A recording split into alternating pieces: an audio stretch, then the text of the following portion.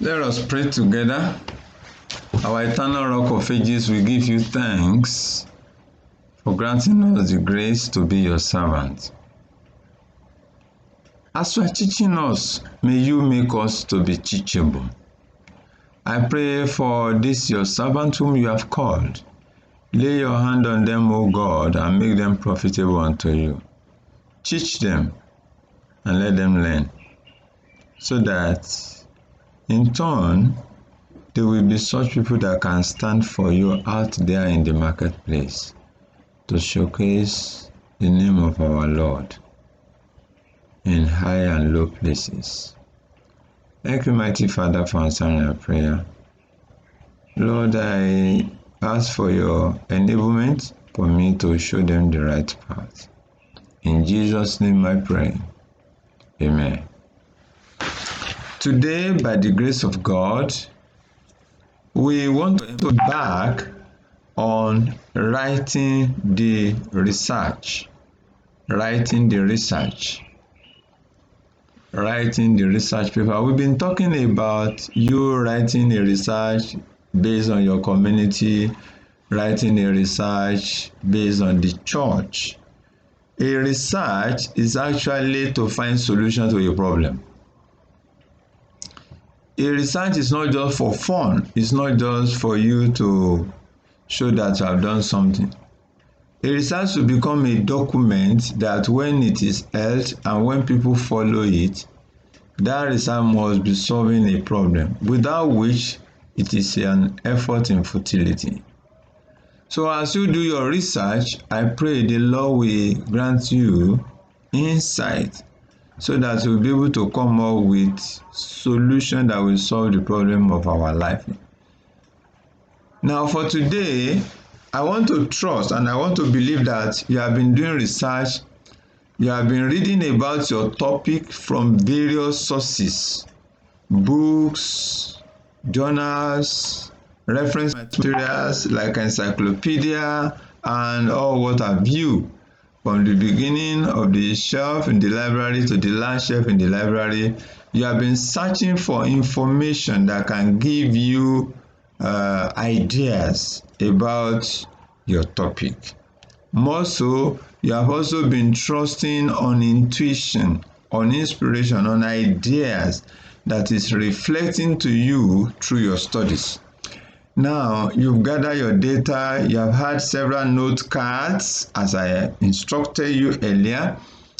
Now, you want to write the paper, you want to collate, you want to organize your note cards section by section, possibly book by book, and as you do that, you want to find a logical sequence as to where it flows into each other and what will come after one thing or the other.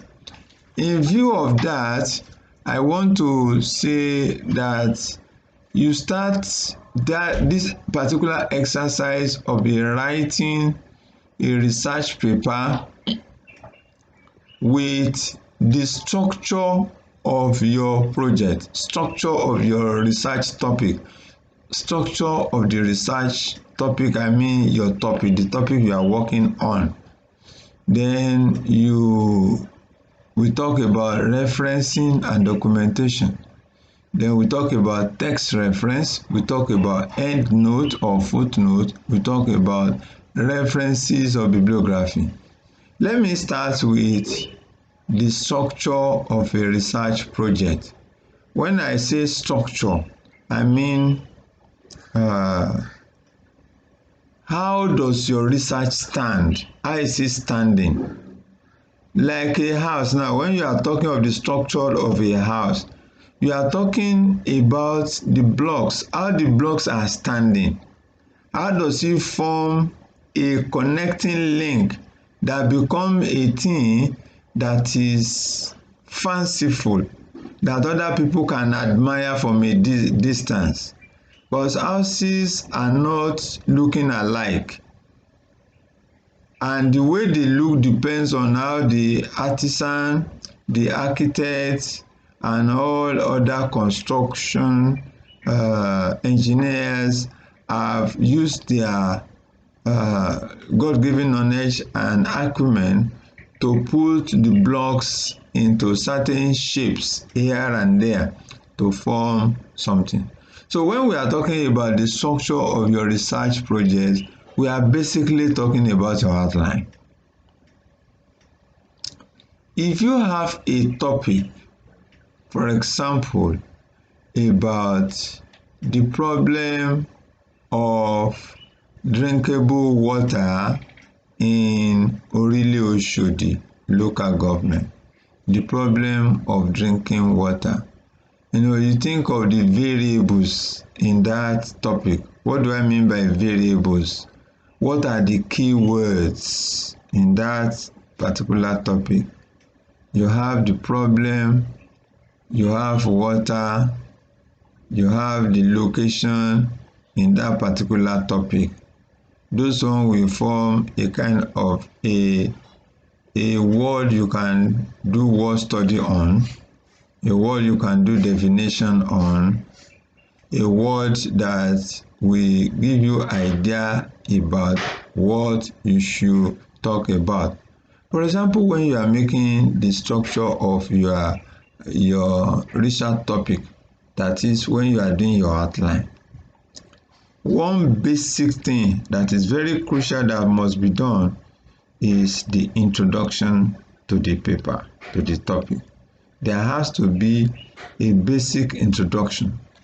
When you are writing an introduction, any introduction at all must include about 2 or 3 things, ranging from the background to the topic.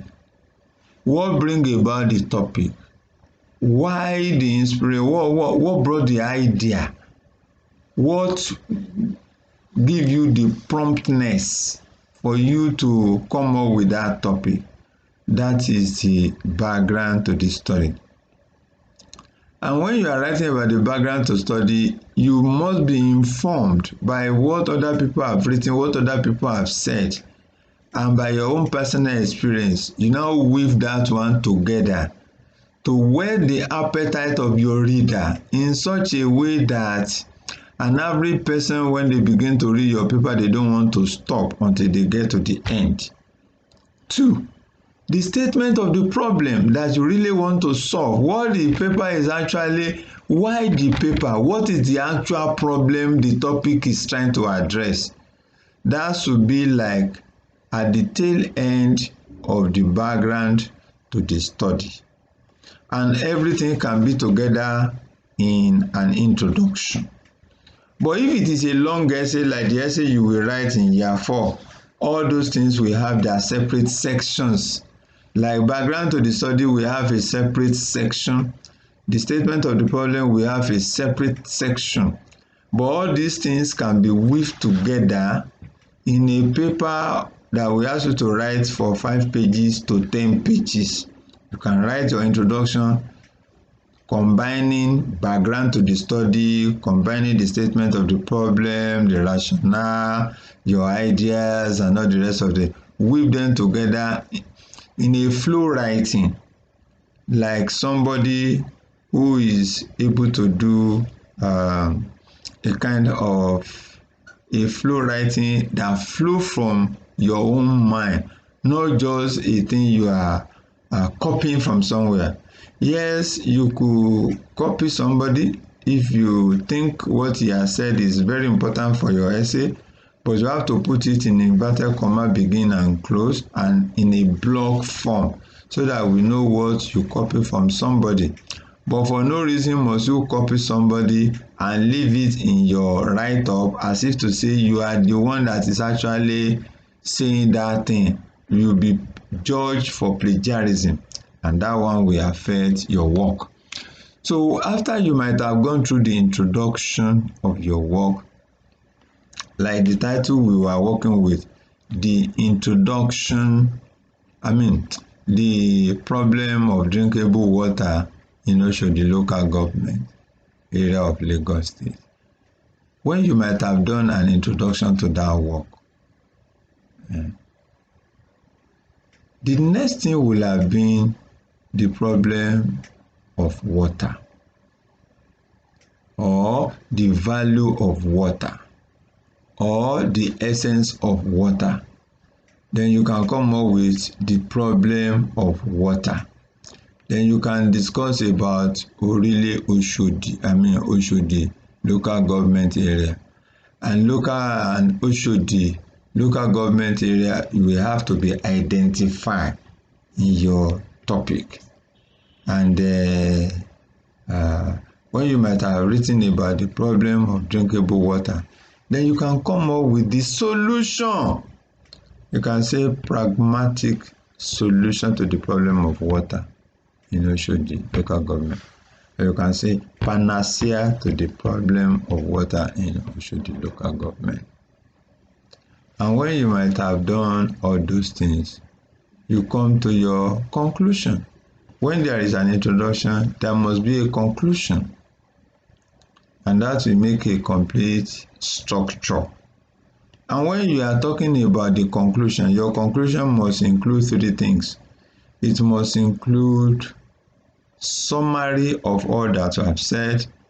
It must include evaluation of what you have said. It must include recommendation based on what you have said. Those are three elements that must be in your conclusion. Don't forget, I have discussed with you what must be in the introduction. You must have the background to the study and the statement of the problem. And you must have structures that will break the topic down into 2 or 3 segments or 4, depending on the topic that you are working with. Then there must be a conclusion that will summarize, that will evaluate, that will bring recommendation to the work. Then that's the end of the paper. Then following that one now will be the referencing documentation. We have 3 or 4 or 5 types of referencing documentation.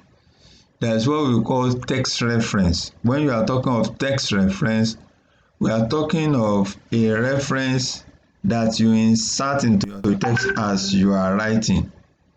For example, if you end up a sentence and the book where you get that in is written by Oyemami, you simply write Oyemami, comma, then you put the year of the publication of that book, then the page number, and you bracket it.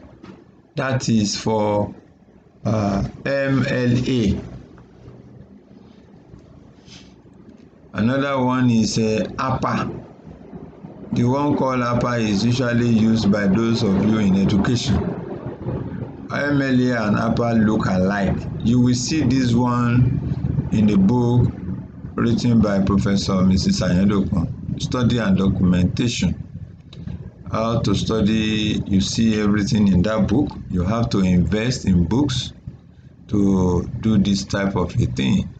And if you don't want to buy a book, you will get a copy in the library to work with, but you cannot do this work without interacting with books. But I tell you, after school you need books, you still need books, so it is good for you to have your own book. So if you will if you will write the book, if you will buy the book written by Professor Mrs. Anyedokun and some other materials on study and documentation, it will be very helpful for you. So when we are talking about referencing, we have text reference, the one that you can put directly in the midst of your text. And we have another reference that you will put in the footnote. We call that one footnote. And there's another one called endnote. The footnote is done in such a way that when you finish your sentence and you want to indicate where you get the particular reference material, you place your cursor on your computer and you click on footnote on top of your computer, on the computer page on your Word. When you click on footnote, it will automatically number it. And on the footnote, it will put the question for you and it will rule a line. And below, in front of that number, you enter the name of the author of your book, the title of the author, the city of publication, the editor, the year of publication, and the page number. So by the grace of God, we'll be meeting in the class on the 3rd of October. We will resume fully by the grace of God, and we'll begin to show this one pragmatically, physically in the class. But if before then, if it is possible, we may meet on Zoom to be able to share this thing together and show it to you pragmatically. So you have text reference, I have said, you have endnote, you have footnote.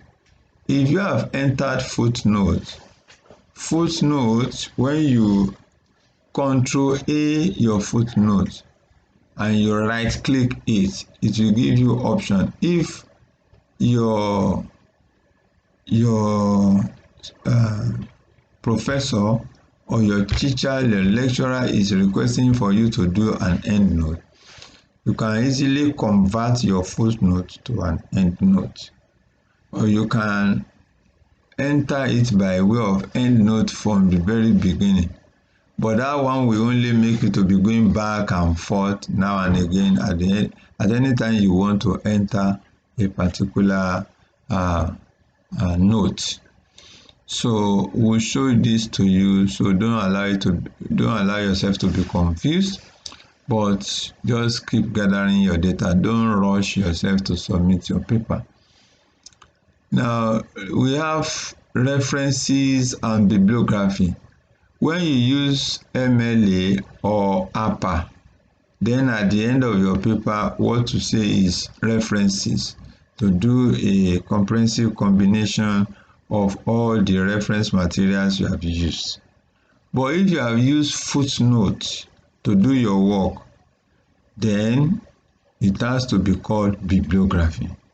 Both of them are references, but they have technical terms. We call them depending on the style and documentation you have used.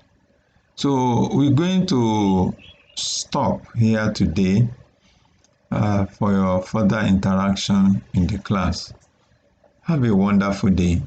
God bless you. Amen.